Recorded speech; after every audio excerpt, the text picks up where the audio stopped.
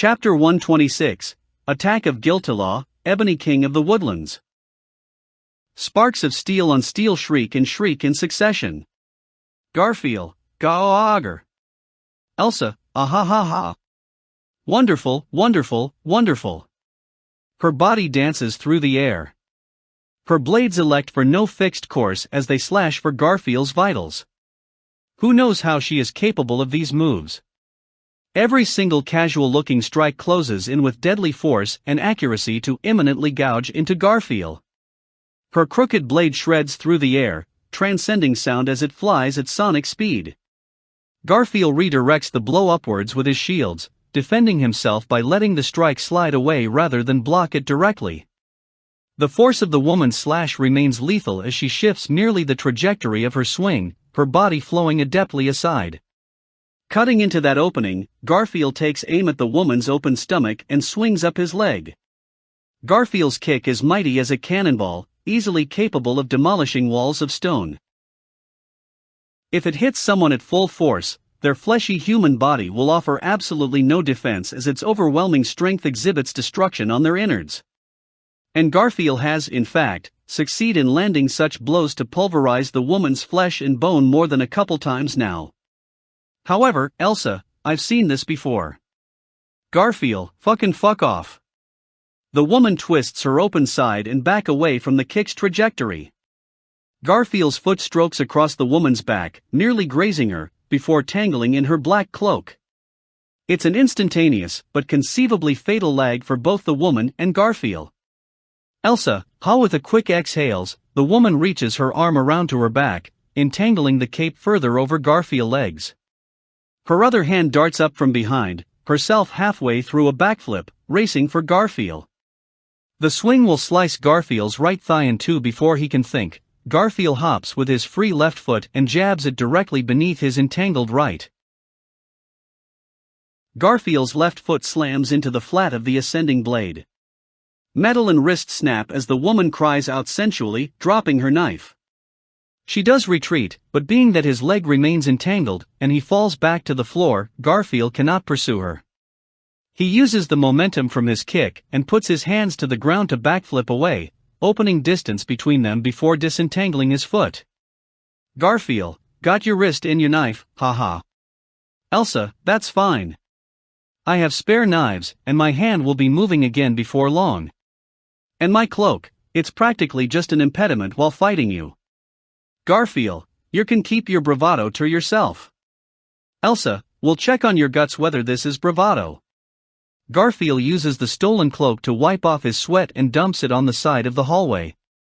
Elsa pays no mind to her cloak as she lightly touches her crooked left hand with her right, and calls out to the massive silhouette behind her.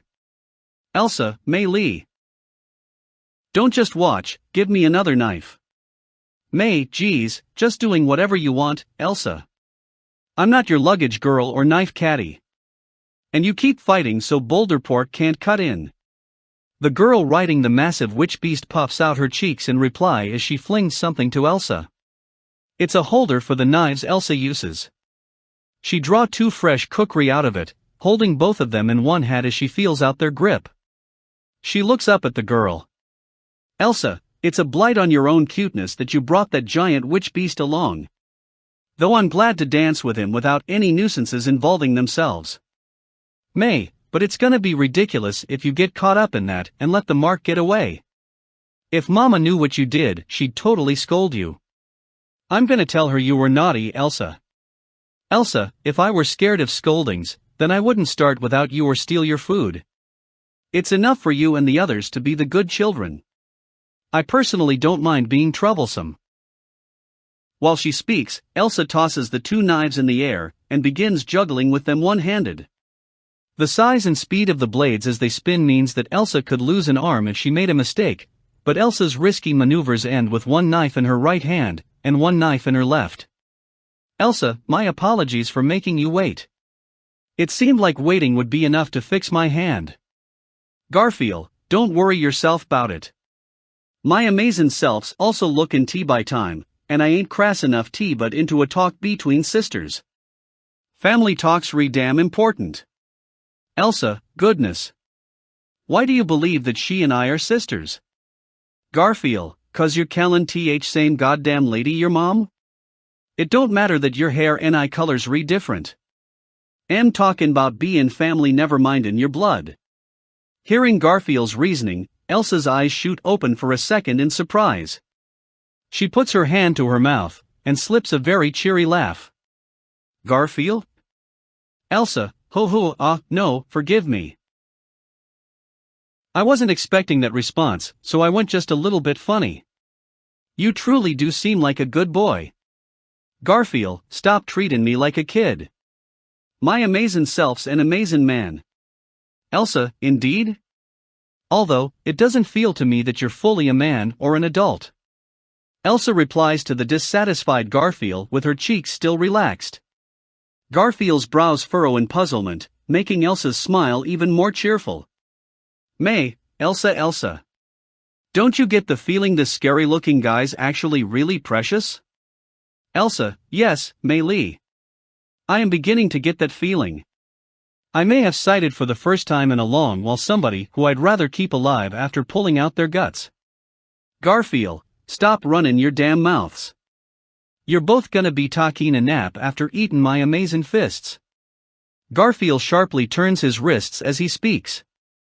He doesn't really understand Elsa and Mei Li's conversation, but he can definitely tell that they're slighting his determination. Should Garfield understand that, then he has no kind words to offer. Unless they apologize in tears as they beg for forgiveness, Garfield will pulverize them immobile, and give them the punishment they deserve. Such is Garfield's duty. Garfield, bring it on already. You're even buying even more damn time FTH Captain NTH others T get away.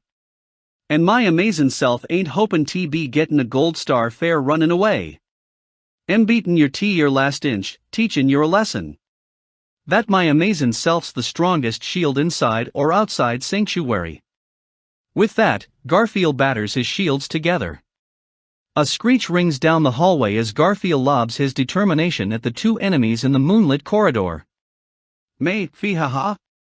Elsa, did you hear that? He's the strongest shield. Strongest shield, PFF. Haha. He is precious. However, the situation turns that Mei Li laughs, of all things, and Elsa's smile also intensifies. They do not seem to be threatened. Garfield, fuckry you Loganet, huh? Mei, it's so funny. So funny I just laugh. You're funny too with how you think you're oh so strong, but it's the group that ran who are also just so funny. Garfield, TH Captain's group's funny? Mei, they so are. Aren't they? My pets are surrounding the mansion, so there's only one place to go to escape. That's actually meant to be Elsa's post, but she went off acting on her own, so I put a replacement there. Elsa, Mei Li shots Elsa a criticizing gaze. Elsa unabashedly pays it no heed. Her murderous eyes stare at Garfield, observing his every action, making it extraordinarily difficult for him to move. And he also has to pay attention to Mei Li's comment.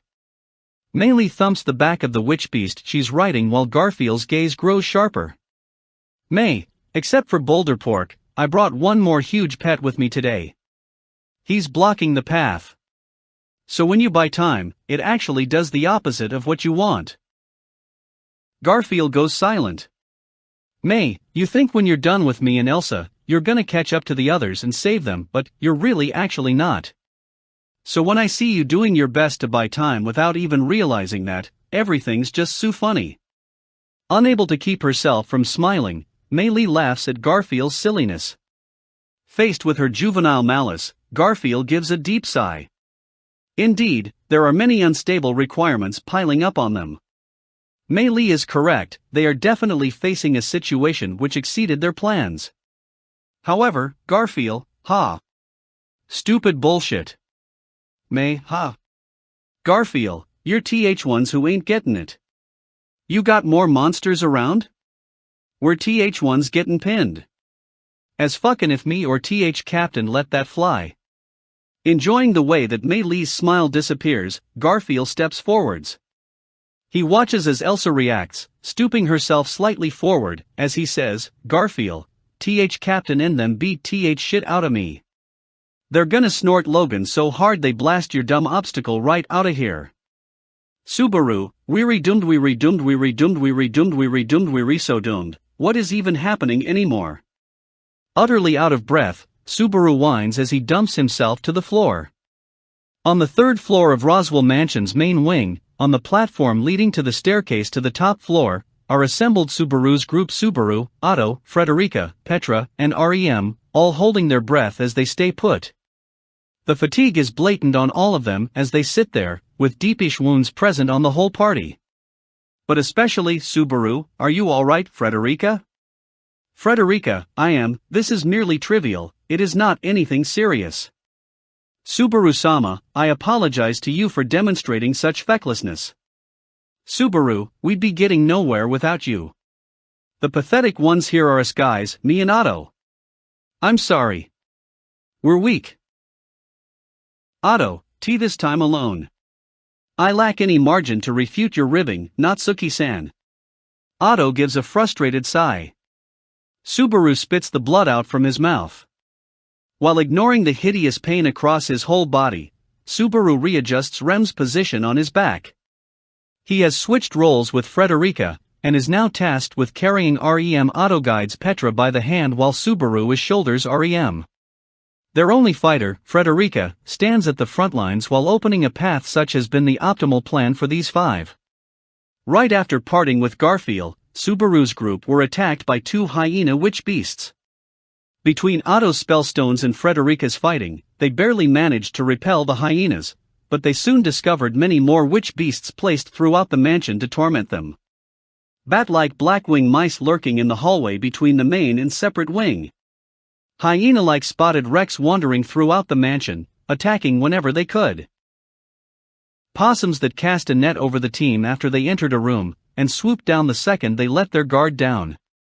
They had a particularly painful battle when dealing with a two-headed snake thick as Subaru's arm. They managed to drive the Blackwings away with smoke. Frederica's claws bested the wrecks.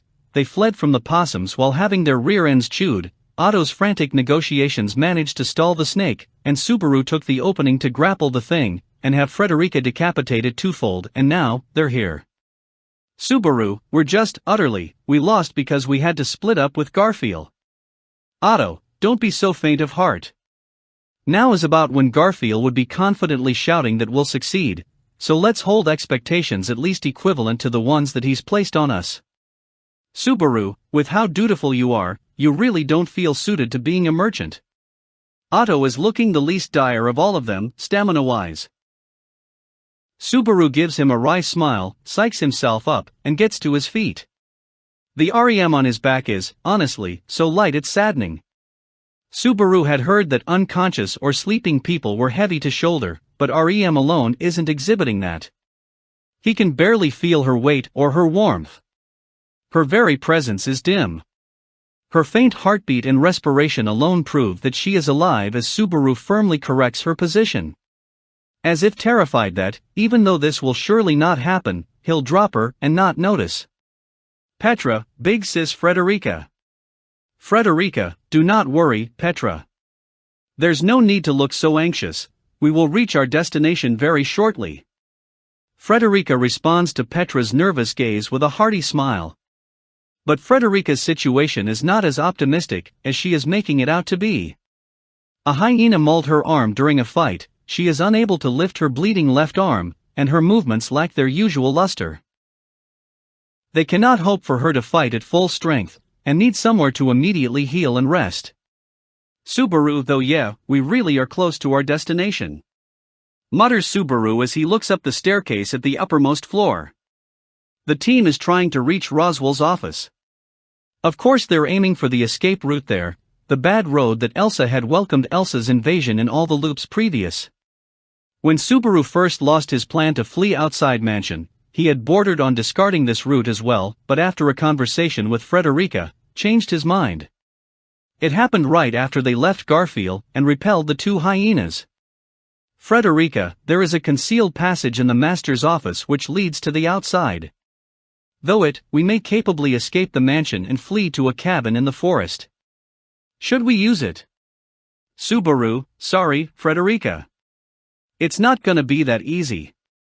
There's reserves posted in the hidden passage. Since that's the path that woman got in here through. Frederica, aware that the situation is nigh hopeless, Subaru nonetheless reports this information. Subaru has run into Elsa before while trying to check the hidden passage. Leaving aside whether she entered through the route this loop, she at the very least does know the passage exists. Subaru, going off what Elsa and that girl said, it sounds like they have other allies. Leaving aside whether this mama is actually their mother, considering how they look nothing alike, if they're gonna post a rear guard, then they're gonna post someone at that passage. Of course they're going to block the path. Witch beasts are surrounding the mansion, and there's an enemy in the escape route too. They're utterly trapped, and Subaru forces his brain to fire.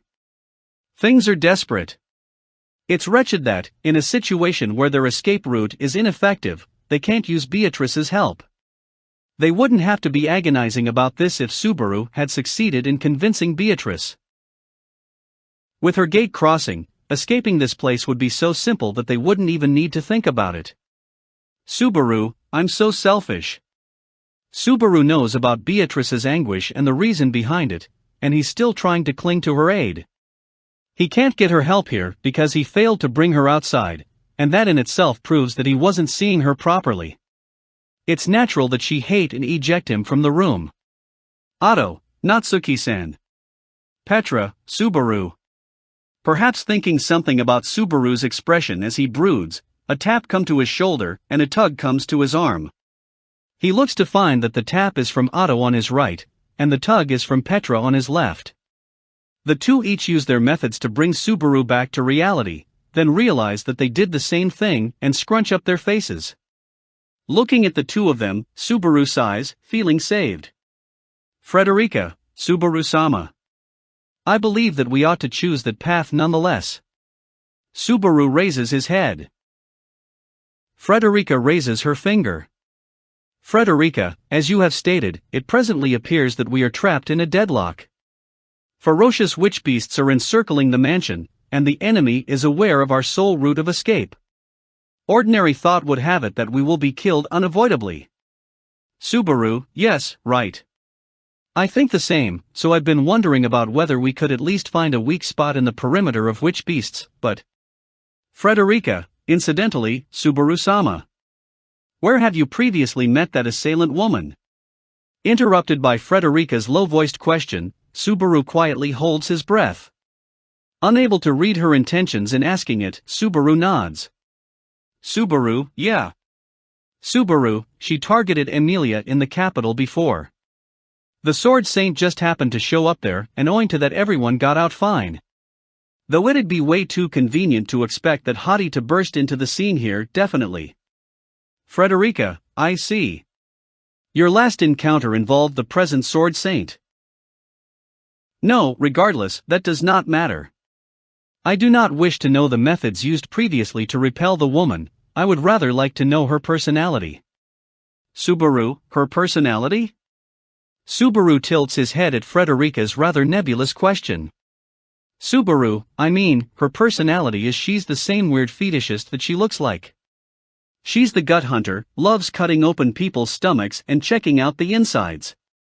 She's up there in the worldwide rankings for danger. Frederica, and judging by how she appeared to enjoy her confrontation with Garf, she would be particularly fixated on doing the deed by her own hands, correct? Subaru, not like I know her, but yes, she's probably that kind of character. I don't see where you're going with this. Frederica, it is simple, Subaru-sama. Unexpected events in this attack are occurring for the enemy as well.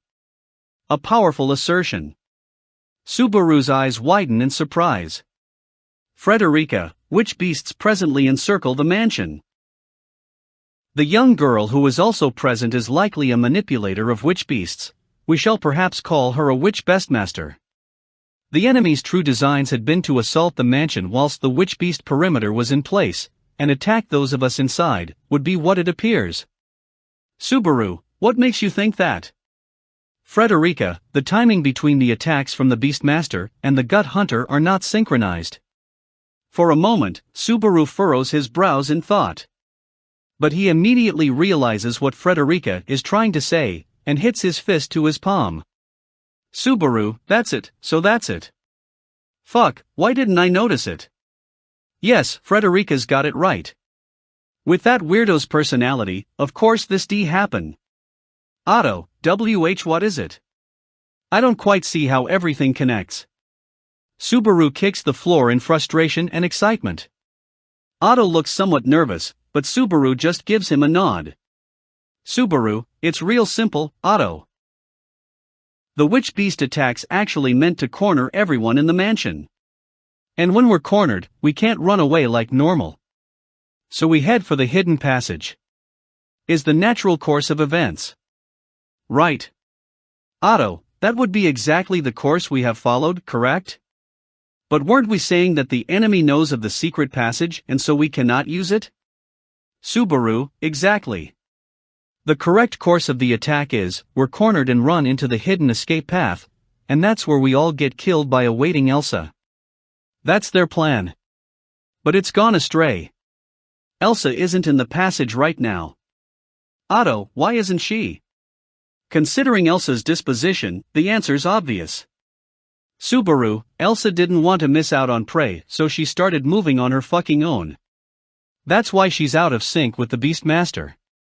And it means she's not at the spot that she's meant to be blocking. So there's no one at the hidden passage. Frederica, the original plans had been for the woman to lie in ambush in the passage. Consequently, being that events are diverging from their plans, it is extraordinarily unlikely that a rearguard is presently occupying the passage. The enemy shall surely realize that the situation is divergent from their plans should they be given time. Likelihood is steadily increasing that they may send another individual into the passage. Petra, so we gotta race there while no one's around. Following on from Subaru and Frederica's theories, Petra practically leaps as she gives the answer. Subaru laughs as she puts her hand on Petra's head, and pats her auburn hair vigorously. Subaru, full marks. Subaru, with the information we have, this is what's most likely. Either way, it's a more hopeful idea than breaking through the witch beast perimeter outside. And worst case, we can at least check what's happening with the office. Let's do it. This is the only way we're all getting out safe. Ready for that plan, the team arrived to this site outside the office. Everyone is both physically and mentally exhausted. Regardless, the hope of reaching their goal filled them with enough energy to move their incredibly wounded selves. And now, that flicker of hope is Subaru, you have to be kidding. Mutters Subaru reflexively after reaching the top of the staircase and peeking into the hallway. Otto pokes his head out above him, as does Petra below him, and all seeing the same thing, they agree with Subaru in dumbstruck shock. Frederica, what has happened? Is the master's office? Frederica sits on the stairs behind them as she asks this of the three scouts. But going by their reactions, she likely has surmised that the situation is looking bad. Subaru stifles his footsteps as he turns around and says, rather anxiously, Subaru, there's a real nasty-looking one camping outside the fucking room. To Subaru, it looks like the monster chimera. A lion-esque feline head with the skinny body of a horse or a goat. Its long tail whips about like a snake, and although it is smaller than the Beastmaster's hippo mount, it's more than stupidly huge enough to block the mansion's expansive hallway. A strange entity which looks to have burst out of myth with easily surmised prowess in combat. Otto, that is the witch beast Guililaw. It lives deep in Woodlands thick with miasma, something of the king of beasts, and now, in a human village, it isn't meant to be the kind of witch beast that you could possibly bring with you to a mansion. Subaru, what are chances that we're misestimating and it's actually a wimp? It looks like that but actually its personality's gentle, and you just feed it katsuobushi, and it's happy or something. Otto, I wouldn't know what katsuobushi is, but are you saying to approach it with food? It will probably end in the beast chomping you in half. Otto's statement leads Subaru to think of how huge Guililaw's head is. Indeed. With a mouth that big, Subaru is a 2-bite meal. Subaru, no, but transformed Garfield's even bigger. Okay, let's go get him and compare sizes. If our guy's bigger than that guy'll slink away dejected. Otto, if we go back to summon him, then that woman will carve us to bits. You can stop being funny, Natsuki-san. Have you thought of any ideas? Otto entertains Subaru's joking, but his gaze is expectant. It's like he's expected Subaru to have come up with some idea over the span of that little exchange. Thinking Otto the placer of quite ridiculous expectations, Subaru glances back to Frederica and Petra, Subaru. Frederica, Subaru-sama. And they're gazing at him with expectation too. Subaru, seriously, just what expectations are you putting on me? Giving a deep sigh, Subaru shivers at the weight of the huge expectations. He adjusts Rem's position on his back, and closes his eyes. What, presently, are their possible combat forces? Frederica is injured and Otto has basically no magic. Neither Petra or Subaru are fighters, and they are on the 3rd floor of the mansion's main wing. There is no way they can call Garfield up here, and even thinking of getting Beatrice's help is a bust. But that said, fighting while using everything available is the only technique Subaru's ever had. Everyone's abilities, their capabilities, materials present, the opponent's situation, the requirements, Subaru thinks of them all, considers them all, mulls over them all and sighs. Subaru, when neither martial or magic forces looking like they'll work, time to stake it all on my unmatched knowledge from the 21st century. The first thing to catch Guiltilaw's attention is a sound. Guililaw, having heard the peal of something hard tapping against the floor, Guililaw raises his snout. Silent King of the Woodlands. Some localities indeed refer to Guililaw as such, and unlike other witch beasts, he does not favor needless roars and pointless noise. Contrary to his great frame and queer appearance, he soars deftly through the wastes, making not the slightest sound in approaching his prey before landing a single fatal strike and slaying the creature. Such sneaky and assassination exo-hunts are his greatest forte. Thus, although his master may have ordered it, Guililaw cannot see the hunt of lying in ambush in one spot as anything but foolish utilization of his prowess. Although naturally, he has not the slightest intention to be an ingrate and defy his master's orders. Because the breaking of his horn allowed Guililaw to escape from his curse. Guililaw casts his snout around, searching for the source of the sound while ruminating on his master's orders. Remain in place outside this door, and hunt any enemies what may approach, such as the duty that Guililaw has been ordered, and his master's desire. Tap tap tap. Those nigh defenseless sounds clearly are footsteps.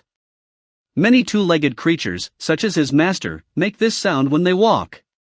Among their number are the truly strong, who do not even make such noise as footsteps, but the lord of these footfalls is not that. They are undefended, uncalculated, unintentional, unheeding, possessing not a speck of grace. Guililaw finds them irritating to mangle even for a meal with how utterly weak they are. Silently, Guililaw glides away from the door. The footsteps are coming from the western staircase, the direction from which he has heard intermittent sounds of battle for some time now. Guililaw knows that his master has brought an accompaniment with other witch beasts. While instructing many beasts inferior to him in strength and size to surround the mansion, his master tasked Guililaw with defending the door, mounted herself upon a large and dim-witted beast, and went hunting. It did dissatisfy Guililaw that she chose that merely sized beast for her hunt and left him behind to guard the rear. But should the foes he face here at least be powerful ones, then he can both agree with his reason for being brought here, and preserve his honor. Thus, Guililaw did not do anything so foolish as leave his post to attack the enemies, no matter what beasts they faced, until they managed to reach this very spot.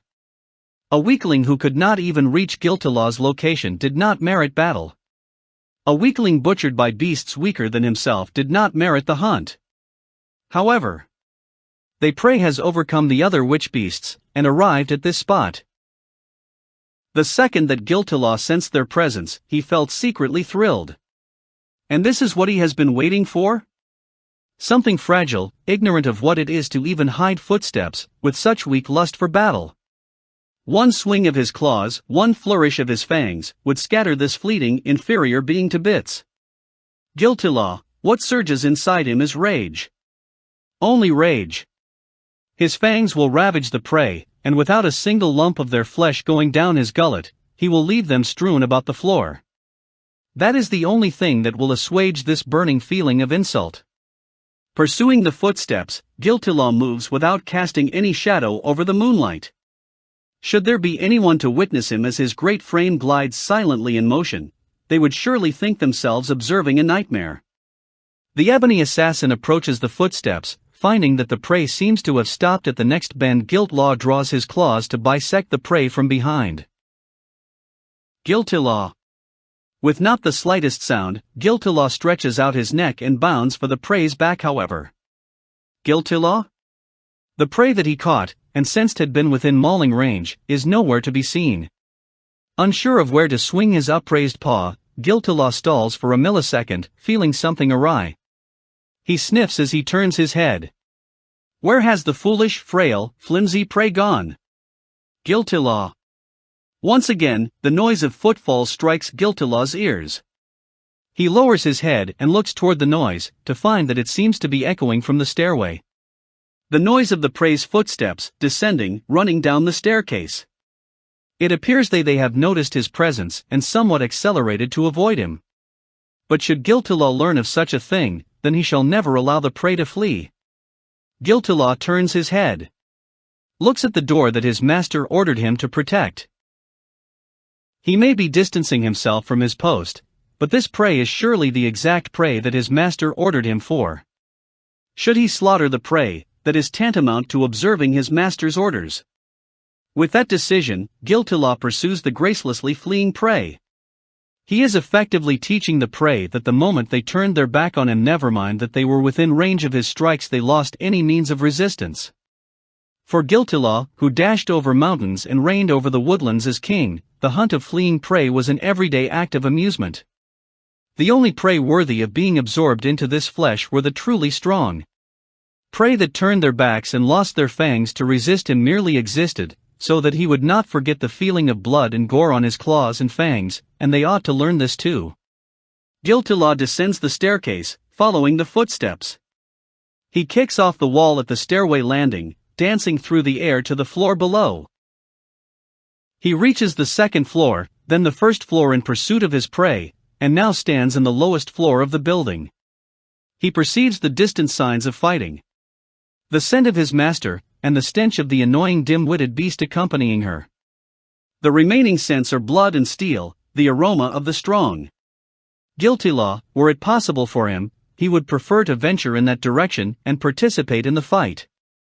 He wishes to brandish his claws and fangs in presence of his master, ripping the strong fighter to pieces and drowning them in a sea of blood, supping upon the taste of victory. However, he must not desire such a thing right now. He has orders to uphold. Should he swiftly hunt this prey down, perhaps his participation shall be permitted. Guililaw feels the burning in his fangs ever more keenly, his body shuddering. Again he hears the footsteps, and pursues them to hear a door shut further down the dark hallway before looking at the door, freshly closed. Darting over, standing silently before the door, Guililaw uses his long tail to dexterously open the portal. This is not his first time invading the dwelling of the two-legged creatures and brandishing his fangs. He understands the framework of these doors, squeezing his massive frame through the doorway as he sneaks into the room. He had been expecting the prey to be waiting here at this very moment, but he cannot find the slightest glimpse of them, and yet again Guililaw suffers utter surprise. But his disappointment this time does not hide far away. Guililaw, turning his head, Guililaw's gaze lands on a corner of the room on the wardrobe. Sticking out from the crack between the wardrobe's two doors is fabric from the prey's overgarments. They swooped inside in a panic, and their clothes were caught there. The shallowness of this prey, believing that they are hiding from Guililaw, while failing to realize that, is humorous. Guililaw silences his footsteps. Creeps near the wardrobe. He raises his tail, sharpens its tip, and hesitates for not even a second. Guililaw. His tail pierces easily through the wardrobe like a spear. It leaves a round hole as if made by a drill, and many more of them, coin-sized holes stabbing one after another into the wardrobe, skewering the pathetic prey what cowers inside. When more than 20 holes litter the wardrobe, Guililaw ceases attacking with his tail. He reaches out his front paw and yanks the wardrobe door, so that he may observe the pathetic, dead prey. The perforated door opens easily, and the prey inside Guililaw, graw. The instant Guililaw goes to confirm the corpse's presence, a burning shock to his nose makes him recoil. A terribly intense stench shoots through his nostrils, the sensation so painful he could wail. He promptly looks back at the wardrobe, to find a transparent bottle, broken and overflowing with colorless liquid. The stench is coming from this substance. And the prey is not inside the wardrobe. The protruding cloth had nearly been clothes protruding from the wardrobe. Guililaw. Once again hearing footsteps peal from the hall outside the room, Guililaw turns around. His nose is not working, but his eyes and ears are fine. He spots a shadow dash down the corridor, and while lamenting the insult of his disabled nose, pursues the shadow. Guililaw has never faced such humiliation in his life. This is not a bold and honest confrontation against Guililaw, who has overwhelmed all enemies he has ever faced, nor is it him easily sinking his fangs into fleeing prey. This is an entity scrambling so horrendously for life of a wretched like Guililaw has never seen before. Assuredly, kill them. Slay them. Maul them, splay them over the dirt, trample them. Guililaw, forgetting to even silence his footsteps, Guililaw's massive frame soars into the room where the footfalls fled. He easily blasts through the twin doors. What welcomes him is a room remarkably larger than the others he has seen. A large table stands in the middle of the room, and in the back of the room is a hearth. Candlesticks sit lit upon the table's white tablecloth. In a room with the moon as the only source of light, the flames flicker bewitchingly. Guililaw, fire is an irritating thing for Guililaw. Even during day, when the great globe of white fire remains in the skies overhead, Guililaw detests fire being near him. After all, the forest that Guililaw lived in was engulfed in flames, and he lost his peaceful home. His horn was broken and he began obeying his master during that affair as well, so fire prompts memories of both liberation and humiliation for Guililaw. Guililaw, he hears no footsteps. But he does hear something else. Opposite the door he just came through is yet another door, on the other end of the large room. From that likely cramped space beyond the door he senses something.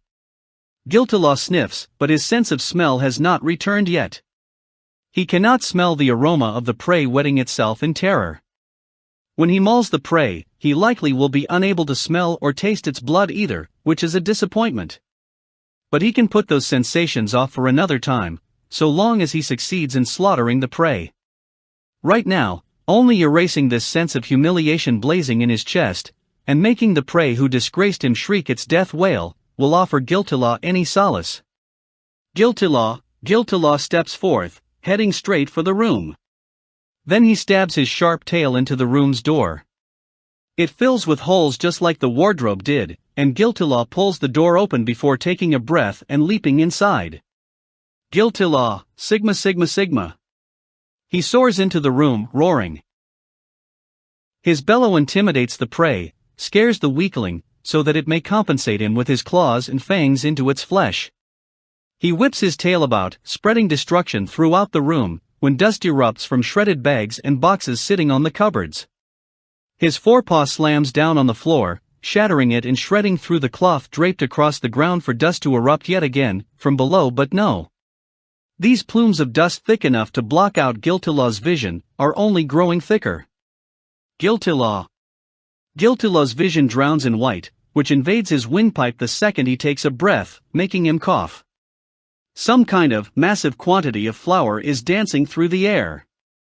Enough flour to rob him of his vision, and even rob him of the breath needed to roar. Got him. Someone, some creature, speaks.